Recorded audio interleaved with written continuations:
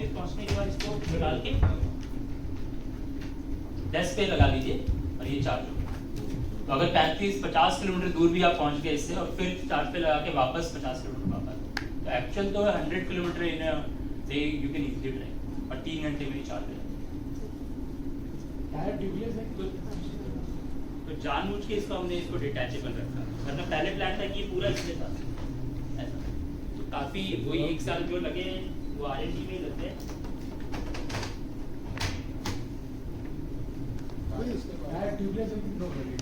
It's tube. And about talking more about battery, like इसका जो casing, it's if someone wants to like go for the higher range, so like कोई आता है हमारे पास customer and he says like 40 kilometers is very less for me. Can you have a higher battery? So इसके हेलोंग के समय change करना ना पड़े, उसी में इतनी space है like we can add extra cells and we can give it a higher battery resilience. कोई ऐसा स्पेयर बैटरी ले सकता है क्या? बैटरी का प्राइस क्या है? यस, अभी वही बताया 12,000। बट जैसे मेरे को अभी भी याद है, बचपन में मैं समोसे खाते 50 पैसे के मिलते थे और पायलट पेन खरीदते 20 रुपये में। आज के डेट में पायलट पेन हो गया 25 रुपये का, लेकिन समोसा हो गया 14 रुपये का। तो वैसे ही इसके साथ भी होने वाला है। लिथियम का क्योंकि प्रोडक्शन अब इंडिया में आ जाएगा, तो ये बढ़ने नहीं वाला है। ये एक वैसी चीज़ है जो कि घटने वाली है विद द एडवांस टेक्नोलॉजी। सो एक और इंटरेस्टिंग चीज़ है कि ये वाटर प्रूफ भी है, जो हमने do you want to speak? So about the battery, so like most of the concerns होता है कि like EV में अगर बारिश आए तो क्या होगा, like it will stop like rain. So it's IP65 and IP67 rated, all the electronic parts. And recently sharing of the like yesterday like we were like doing some testing of the bikes. तो कल काफ़ी बारिश हुई थी and it was like it was totally drained, like I was totally like पूरा बीच चुका था and the bike was as well, but still it was that had कि वो ऐसे कुछ issues नहीं है and it's still like today it is there in front of you. So it is well tested on the because we have done like last year some sort of testing कर रहे हैं, तो like we have जो summer है हमारा, like जो पिछले साल कुछ incidents हुए थे regarding the heat catching issues. So what the BMS which we have integrated in this, it is suitable for the all temperatures, जो इंडिया जो basically इंडिया के temperatures है उसी के लिए, and तो जो इंडिया क्लाइमेट कंडीशंस के लिए तो it can survive. इसका बैटरी का लॉकिंग सिस्टम कैसा है? बैटरी लॉक मतलब कहीं लॉक हो सकता है वो, चार्ज इसको अगर कर दिया तो फिर नहीं निकलेगा। हाँ, तो निकलना फिर नहीं निकलेगा, क्योंकि चोरी होने का सब जो डर रहता है उसको। तो चोरी होने का अगर आपको डर है तो निकाल के ले जाइए और या तो उसको लॉक कर दीजिए, दोनों चीजें। सॉरी, चार्ज अगर हमें वो करना है तो क्या वाला होता है? नॉर्मल चार्जर की तरह। हाँ, पॉइंट पे से कुछ अलग मतलब नहीं तो लाइक इलेक्ट्रिक कार चार्ज होता है वैसे नहीं। हाँ, जैसे फोन चार्ज होता है वैसे चार्ज होगा। इनफैक्ट रिसेंटली अभी हमारी इसी साइकिल के साथ हम लोनावला में जो नीचे नेवी बेस है और ऊपर एयरफोर्स बेस है, वही पूरी चढ़ाई है टाइगर पॉइंट तक की, वहाँ से वहाँ तक की साइकिल केवल थ्रॉटल पे गई और एकदम एक्सट्रीम 2 बजे 1 बजे का टेम्परेचर जो होता है उस पर। तो हमने इस हिसाब से इसको बनाया ना कि जैसलमेर में भी BSF के पास भी अगर है या मतलब फौज की भी कंडीशन बहुत एक्सट्रीम होती है, तो इसलिए हमने बैटरी में स्पेशली ध्यान दिया है कि बैटरी को उसी कंडीशन का रखा है कि एक्सट्रीम टेम्परेचर भी वो बेयर करे और उसमें कुछ प्रॉब्लम ना आए। In fact why don't you know what is IP6 है क्या हुआ technology? So IP65 rating is the rating when one of the like the ARI kind of agency like gives the mark when your parts have been tested. So तो एक ये rating होती है 65 is like कि like till the eight knee level अगर पानी आ जाता है, so it is IP65 rating. और अगर लाइक रेन्स भी इस पे गिर रहा है जो डायरेक्ट इंटेंट आता है, that is IP67 रेटिंग। इसको क्या यार एक करना सेकंड रहता है उस IP जो टेक्नोलॉजी उसके लिए ये कर लो। अरे नॉर्मल बाइक का GST 18% और इसका भी 18%। हाँ, लेकिन दिल्ली सरकार बस इकलौती सरकार अभी तक है जिसने इसके ऊपर सोचा और उन्होंने बोला कि इसका पूरा तो ये मेरे को लगता है कि अगर इसको सही में वो रिवॉल्यूशन आना, और शहर में आप ऐसा सोचिए कि पुणे में घुस रहे हैं कोई बाइक, कोई या तो मेट्रो दिख रही है या साइकिल दिख रही है, वैसा शहर इन्विजन करेंगे आप, तो दिस इज दैट प्रोडक्ट। जय हिंद दोस्तों, respected Subedar major honorary captain Yogendra Yadav Singh, Paramvir Chakra, lieutenant colonel Bharat Pannu, director cycling road Indian army, my media friends, बाकी मेरे दोस्त साथी, मेरे पार्टनर्स, मेरे कलीग्स, आप सभी का स्वागत है आज वी बाइक के लॉन्च पे। सो मैं और हैप्पी ईद ऑल्सो, आज ईद मुबारक आप सभी को।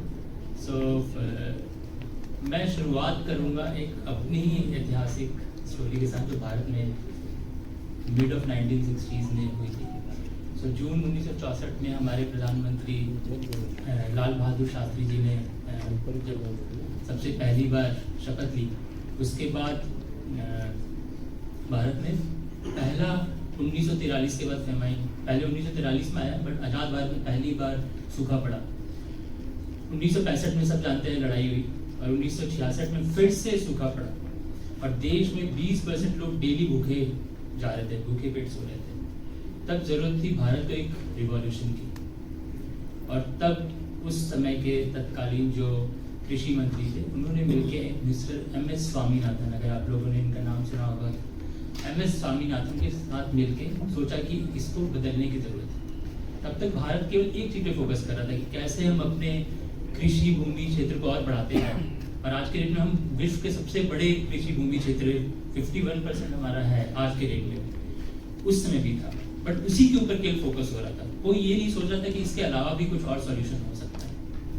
तब MS स्वामीनाथन ने रेकमेंड किया कि क्या हम हाई यील्ड वैरायटी वीट को ला सकते हैं इंडिया में, बट अगेन जैसा होता है बार ऑपोजिशन ने इसका काफ़ी विरोध किया, क्योंकि अपने इंडिजीनियस वैरायटी को कोई नहीं चाहता कि इतने आसानी से छोड़ दे जो अभी तक चले आ रहा था।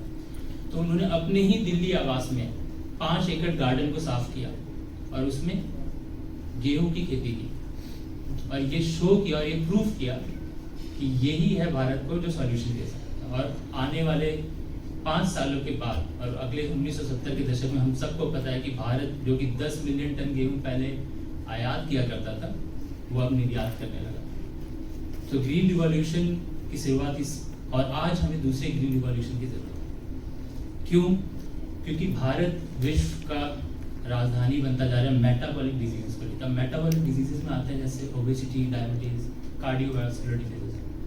हमें रियलाइज नहीं हो रहा क्योंकि डेली हमें ऐसे पेन नहीं होता है, बट जिस दिन होता है हमें हॉस्पिटल पहुंचने की सख्त जरूरत होती है। तो क्योंकि ये देश इसलिए बनता जा रहा है क्योंकि आज के दिन में हमारी फिजिकल इनएक्टिविटी इतनी बढ़ गई है जो कि पहले नहीं थी। पहले हमारे यहाँ फास्ट फूड चेंज नहीं हुआ करते थे। ये सारे डिजीजेस बढ़ने के कारण भारत में मेटाबॉलिक डिजीजेस जो हैं काफ़ी तेजी स्तर से बढ़ रहा है, और इसके लिए ज़रूरत है अनदर रिवॉल्यूशन की। सो क्यों हमने सोचा कि इस तरह का सॉल्यूशन काम करेगा। सो मुझे पर्सनली लगा कि आप कभी भी कहीं जा रहे हैं तो आप एक particular type of transport choose करते हैं। मुंबई जाना है तो ऑफकोर्स आप साइकिल पे नहीं जाएंगे, आप फ्लाइट से भी नहीं जाएंगे, आप बस, ट्रेन या कार से जाएंगे। दिल्ली जाना है तो मूलतः आप साइकिल और कार अवॉइड करेंगे, आप ऑफकोर्स फ्लाइट या ट्रेन लेंगे। हर एक पर्टिकुलर जर्नी के लिए एक पर्टिकुलर ट्रांसपोर्ट सबसे एप्ट होता है। विद इन सिटी 75% भारतीय 1000 किलोमीटर से कम गाड़ी चलाते हैं, मतलब 35 किलोमीटर एक दिन से कम गाड़ी चलाते हैं। स्टिल वो अपनी कार निकालते हैं, बाइक निकालते हैं 2 किलोमीटर सब्जी खरीदने के लिए या थोड़े से जिम दूर जाने के लिए। क्या हम इस 75% जो भारतीय यूज कर रहे हैं 1000 किलोमीटर से, इनको कम कर सकते हैं? एक ऐसे शहर को इन्विजन किया कि अगर मैं मुंबई जा रहा हूँ तो मैं अपनी गाड़ी मुंबई के बाहर पार्क कर रहा हूँ, अपना साइकिल निकाल रहा हूँ और मुंबई में अपना काम साइकिल से करके वापस आ रहा हूँ। बट इसमें एक बहुत बड़ी समस्या है, साइकिल क्यों नहीं अडॉप्ट हो पाया? साइकिल क्यों केवल प्रोफेशनल साइकिल जैसा बोल रहे थे, प्रोफेशनल साइकिलिस्ट तक ही लिमिट रह गया, क्योंकि कभी चढ़ाई आ गया तो हमें ही लगता है क्यों इतना फोड़ देना, या उस मंजिल तक पहुंच के हम वापस आएंगे कि नहीं, या अभी लेट्स से ये लॉ कॉलेज रोड ही जाना है, इतनी चढ़ाई है और सामने से पता चला उल्टे कोई डायरेक्शन में गाड़ी आ रही है तो फिर रोकना पड़ गया, इतनी एनर्जी जो हमने लगाई थी सब लॉस्ट हो गई। तो इन सारी समस्याओं के कहीं ना कहीं हमने सबने बचपन में साइकिल चलाई है, but over the period of time उसको रख दिया साइड में और स्कूटी, बाइक, कार, इन सब चीज़ों में मूव करें। और सच मानिए तो e car is not the solution of this problem, because e car उतनी जगह ले रही थी जितनी एक्चुअल कार ले रही है। इसका सॉल्यूशन है ई बाइक। हमने काफ़ी सोचा और सोचने के बाद ये लगा कि e bike is the only solution. इसमें आपको जब लगे कि आपको थकावट होगी, आपके पास वो मोड है जिससे आप थ्रोटल करके आगे जा सकते हैं। In fact I recommend you all कि एक बार ट्राई कीजिए। जब तक ट्राई नहीं करेंगे इस प्रोडक्ट को इसका पता नहीं चलेगा, इसका एहसास नहीं होगा कि कितना बेहतरीन है। सो इसलिए हमने सोचा कि इस प्रोडक्ट को बनाया जाए। अब क्यों हमने फौज के साथ ही शुरू किया? ऑफ कोर्स हम फौज के लिए 10 साल से काम कर रहे हैं। आप लोगों में से कुछ लोग अगर पीआरसी सेंटर गए होंगे, पैराप्लेजिक जो खड़की सेंटर है, वहाँ पे हमारा पिछले 6 साल से कॉल सेंटर भी चल रहा है। सो हम बहुत क्लोजली फौज के साथ काम करते हैं। केवल फौज के साथ बिजनेस नहीं, बल्कि फौज के साथ हमारे 70% जो हमारे आज के डेट में कार्यरत लोग हैं वो सब फौजी बैकग्राउंड से आते हैं। सो हमने सोचा फौज, अगर आप ध्यान से देखें तो गवर्नमेंट स्मार्ट सिटी प्रोजेक्ट्स पे काफ़ी खर्चा कर रहा है, but the first and I believe कि only smart cities in India today at least are the फौजी कैंटोनमेंट्स। आप लोग अगर किसी को कैंटोनमेंट में जाने का मौका मिला हो तो आप लोगों ने देखा होगा वेल पेव्ड रोड है, जो साइड में फुटपाथ है उस पर कोई हॉकर नहीं मिलेगा, वो फुटपाथ इंटैक्ट है, उस पर शाम को दौड़ते हुए फौजी मिलेंगे आपको। हर एक घर का एक एरिया है, हर एक फील्ड का एक एरिया है, हर एक स्विमिंग पूल का एक एरिया, हर ऑफिसर मेस, डीसीओ मेस, सब कुछ बहुत परफेक्टली डिजाइन बना हुआ है। तो हर एक फौजी कैंट अपने आप में एक स्मार्ट सिटी है। एंड क्योंकि वो इन्विजन था कि हम मुंबई जा रहे हैं तो मुंबई में बाहर गाड़ी पार करो, वो केवल कैंटोनमेंट से ही पॉसिबल था। तो हमने छोटी सी शुरुआत की जाए, अपने फौजियों के लिए साइकिल बनाया जाए। और फौजी के दिनचर्या अगर आप देखेंगे तो सुबह 4 बजे शुरू होता है, वो बीपीटी के लिए जाता है, 4 बजे वापस आता है जब, तो उसको 8 बजे अगेन ऑफिस जाना होता है, और फिर वो 8 बजे वापस आता है, 2 बजे घर पे लंच करता है, थोड़ा आराम करता है, और फिर शाम को इसको स्पोर्ट्स के, this is general routine barring less से जो फील्ड पोस्टिंग से उनको छोड़। इसमें तकरीबन वो 20-25 किलोमीटर आना जाना उसका हो जाता है। अगर सारे फौजी इस साइकिल को अडॉप्ट कर लेते हैं, आज के डेट में टोटल जो सैलरी गवर्नमेंट रिलीज करती है वो $38 बिलियन है फौज को।